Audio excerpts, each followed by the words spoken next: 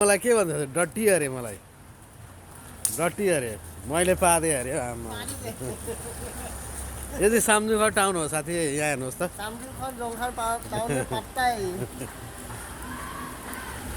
मैले पादेँ भन्छ हामी यहाँ देउसी खेल्न आएको ऊ यहाँ देउसी खेल्दैछ भैलेनी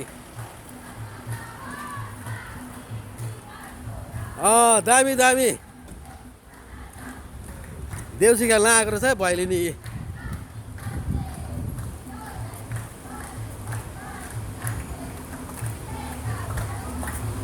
भुटानमा पनि यस्तो चल्छ है भुटानमा